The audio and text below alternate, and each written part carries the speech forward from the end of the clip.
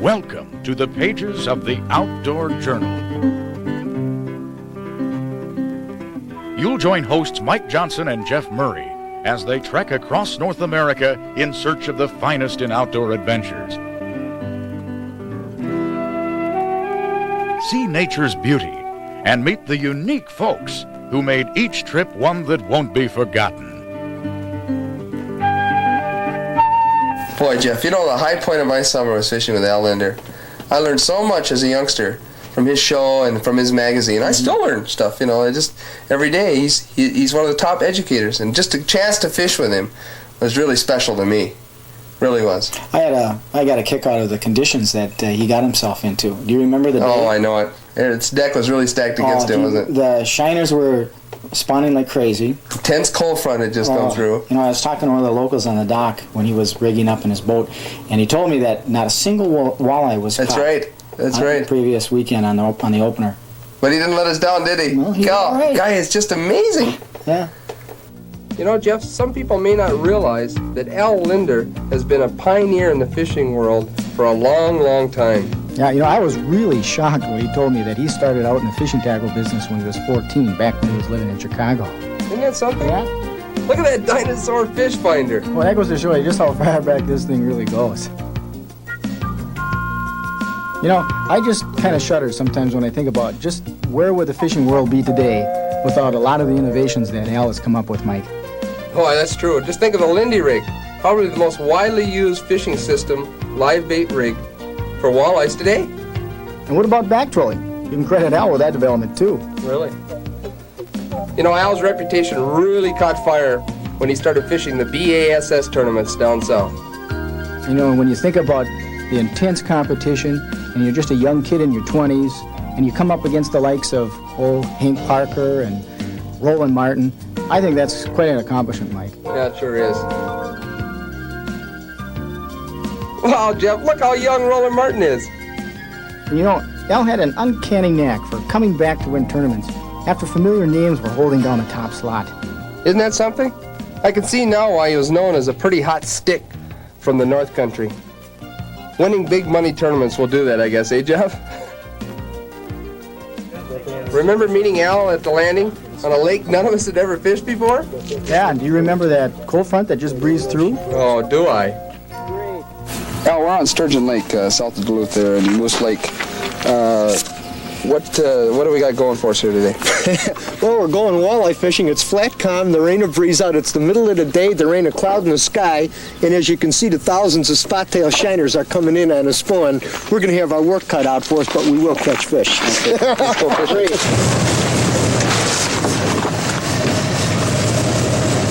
Wow, childhood dream finally coming true. A chance to fish with Al Linder. You know, yeah, well, you were fulfilling a dream. I was working. You know, it's tough being an outdoor writer. You know, it was a treat to watch Al work. He knew what he was looking for, and he didn't waste any time. That many weeds in here, those walleyes can't, you know, they gotta associate to them in most cases. The weeds are deep. There's kind of an inside edge that's thin. It ain't there. These humps are big out here, really big. You know, the map don't show them that size. When I get below that weed line and I don't see any fish below it, I'm marking an awful lot of fish in it. Those eyes gotta be laying in those weeds. Laying in the weeds. This is the best spot in the lake, this hump. That's the second hit today. It ain't a nice one, but it ain't a bad one.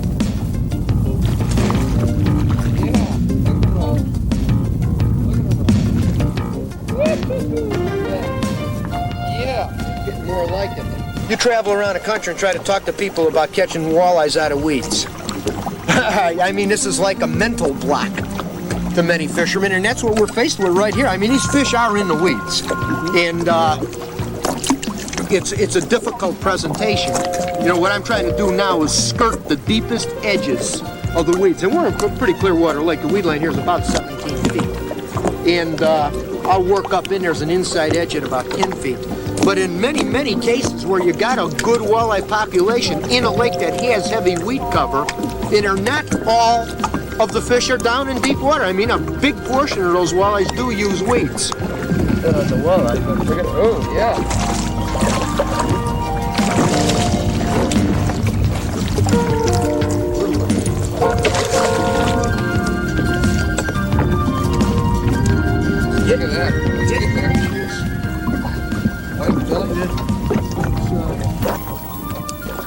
You know, Jeff, with the clouds rolling in, you think the walleyes would come out of the weeds, but they didn't, so we had to switch over to crappies.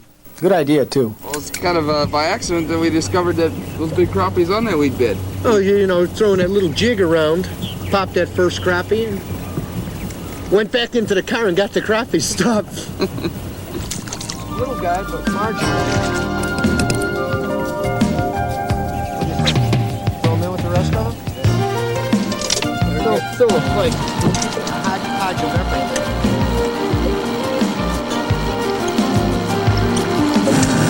A funny thing that happens with television, people think that people on TV ain't real. And if you're on TV, you're not a real person. Yeah. And that is an image that TV, a perception that television has given. And if for some reason people that are on television are not, you're not supposed to be able to talk to them. They're not flesh and blood. They're not sincere. They're not everyday. I don't know why that is, but it is true. It is true. It is a perception that television creates. Ooh, you socked it as soon as it come in. Almost Is that right on top there? yeah, well, that's a slab. Yeah. All right. Fillet. One of my favorite eating fish. Maybe there's a school. That fish hit, that jig hit the water and went poof right away. There, another one. Got him. Got him. Another. Ooh, that's a better crappie. If that's a crappie, that's a good one. Ooh, it's a big sunny. Yeah, good sunny. Woo-hoo, look at that bluegill. Huh? Yeah. Take them. I'd like to come to this lake and winter fish. I like catching bluegills.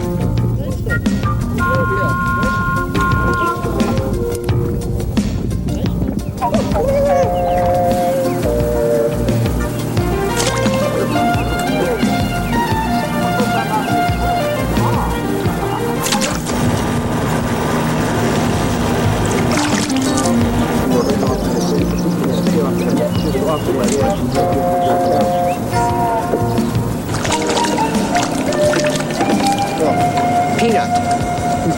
That one don't get in the tank. That one goes back. Oh, it's a monster. A Minnetonka crappie. Put it back in Minnetonka. Minnetonka crappie. Yeah. Maybe the cork will be the answer. I can't lift it any higher than that. How deep I went with that thing. Wow. It might be almost too deep. This is like getting a backlash. It's called a professional overrun.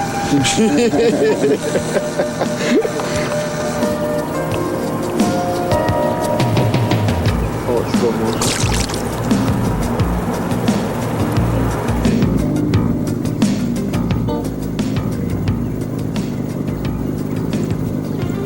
Around, but I'd like to just go play a little bit and see what those bass are doing. Okay. I kind of have a special spot in my heart for bass. Okay. They're kind of fun to catch. One thing about bass, they don't get as picky as the walleyes. Like these walleyes are sitting in those weed beds, you know, locked in there, and it's very difficult until they come to those ends to get them. It gets to a point sometimes where it is not worth fishing them. Can you catch them? Yeah. You know, but you got to work exceptionally hard. And usually when that happens, strangely enough, when walleyes are like that, bass are usually the complete opposite and are on a good bite.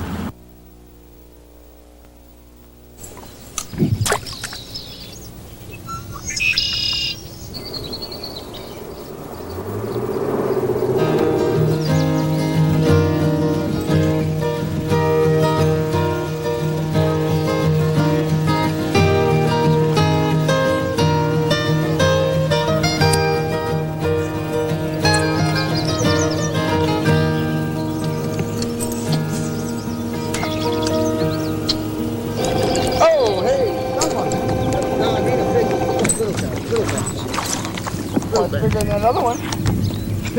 Yeah, at this stage of the game, anything is good. Yeah.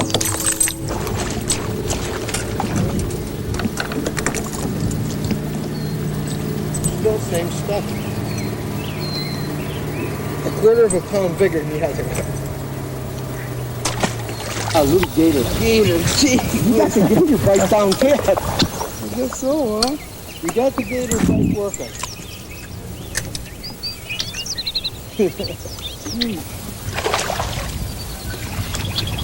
Still ain't one of them big sows, but it's a little better. Woo! Take her. Oh, my stung one. Yeah. Yeah, Oh, a little better than the other ones.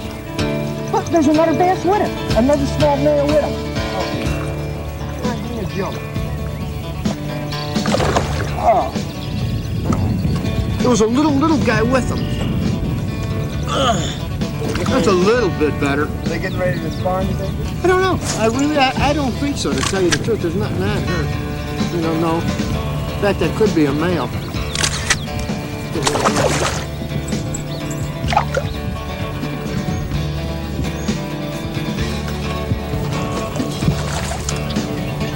Little bass.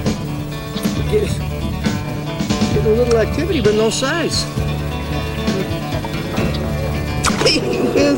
I saw him flash at it the first time. There is bait. We fish down this bank and get back on that north bay. There is a tendency early in the year, for better bass fishing to be on that north, northwest, northeast sides of the lake, those bays, than there is on the south sides. And that's the predominant sun angles in there, warms much quicker. Most of the fish tend to go into it quicker and stay.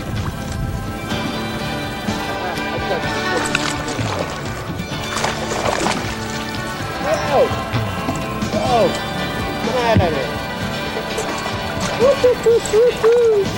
Getting there. Look at that. Look at that. That's a nice bass. Getting there. I like that fish. Why can't I catch one? That's nice. That's our bread and butter northern bass. I promise to put you back. There she is. Oh! It did hit. I don't know if that was a rock bass or the same fish, but she did pop it. We got one of those deals like we had back there. Get him? Northern again. Well, Gee. it was a gator? Yep. You putting gator juice on that thing, or No, you putting bass juice on it? What are you doing with it? No, yeah, I should You're find it. getting yourself mixed up, man. You got the wrong stuff on there. What? Ooh. Oh, God. Oh! Oh! That's the third time, man. The third time. It's spun that worm enough. That fish is getting mean. I gotta get that one now. Look at this. Oh, got him. Triangle. Oh! He's off. Oh! Isn't that amazing? This is getting silly. Yeah, he's in. Another little guy. The little guy again.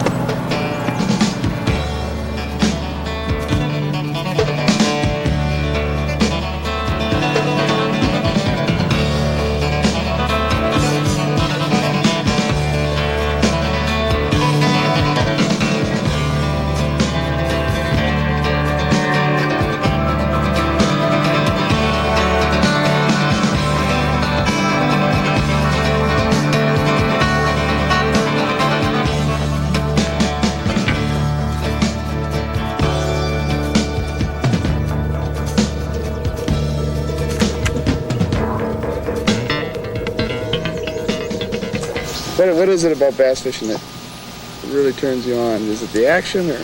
I'd say if I had to sum it up in one word, it's usually the action. It's a fish that's pretty consistent. Mm-hmm. I don't care what the weather is or how bad the fronts get. Fronts affect any kind of fishing, but at least if there's at least a fair fishable population of largemouth in a lake, you can always go get some fish. Mm-hmm. I don't care how bad the fishing is. There's some fish that'll cooperate. So I guess it's more consistency than anything else. They don't get as touchy as muskies or walleyes in particular, or even a lot of your Great Lakes fish that'll get affected by fronts. I've never met anybody who's more intense on the water than Al Linder, but he still has time to sign an autograph or two and talk fishing. Well, thank you very much. Thanks for stopping by. Fishing all work for you now, or is it still fun? I mean, we've had fun today, but this was kind of, Fishing is always fun, even when it's a little hard and you got to earn a lot of fish. It is still fun. Let me put it this way. I never had a bad day fishing. I just had a lot better days than some days, but I never had a bad day on the water. Well, like I said earlier, the worst kind of fishing is better than any kind of work. You got that. That's a good description.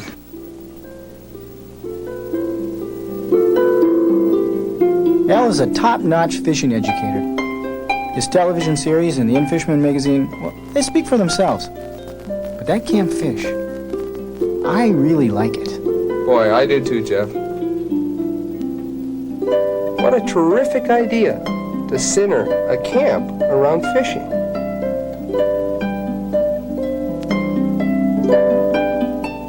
But there's more to camp fish than just fishing, Mike.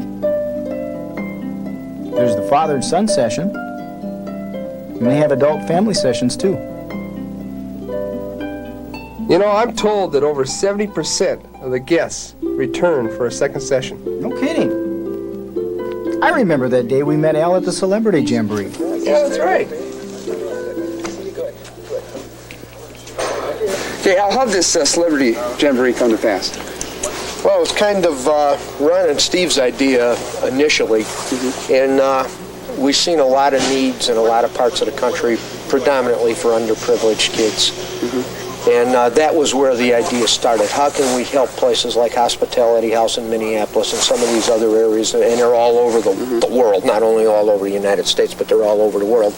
And the opportunity to take a kid that is a street kid, as an example. Sure. That's all he's used to is pavement and cars, and never seen a stand of pine trees, a lake like this, a loon, out on the water, and expose him to that type of an atmosphere that there's no way in his world today that he'd ever have an opportunity to do it. And that was the idea behind the Jamboree. Oh, that's terrific. That was the initial You're idea. also going into something with handicaps, too, trying to get some That's coming in as soon as we can finish off the facilities in there for the ramps and everything. Sure. And there is a great need for handicap. And you'd be surprised how many handicapped people fish. Hey, how'd you do? Oh, we had a pretty decent day today. My party and I picked up 21 bass for the day. So I think we had a good day for the In-Fisherman Jamboree. How does that stack up with previous jamborees for Dave Zander personally? Well, I know personally for me, this is my best day of the Jamboree so far. We had some tough weather in some of them last year, and I can remember some slow days, fighting a lot of wind and rain. But we had a little bit of sunshine today, and it was very fishable, and my party was a couple of good guys, good fishermen, and we caught some nice fish. Bill, is this your first Celebrity Jamboree? No, it's my second. I was here last year, just about this same time. How'd you get involved? Well, Al Linder, with In-Fisherman, we go back probably 15 years, back to the Bass Angler Sporting Society days, the tournament trail. And I knew of Al's involvement, with campfish, and he said, one of these times I'm going to invite you up and want you to come up and participate. And so last year was my first time and came up and thoroughly enjoyed it. And he said, we're going to do it again next year. And I said, count me in. And here I am. What they're doing for our future fishermen is, my hat's off to them 100%, to help educate and show these youngsters, what we've enjoyed over the past 15, 20, 25 years.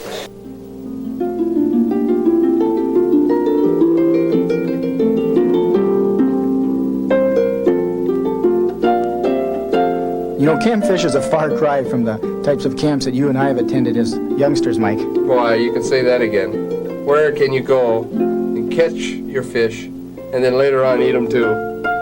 Well, I was a Boy Scout, and I tried to get all the merit badges as I could, and I wanted to be an Eagle. And, of course, I got my cooking merit badge, but I only learned one way to cook fish. Here, I bet you could learn at least 3 dozen.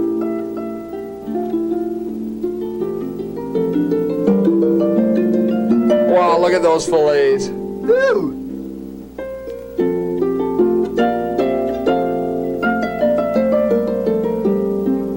I can almost taste them. You did taste them, Mike. You said earlier that fishing was kind of an obsession for you at one time. Well, what do you mean by that?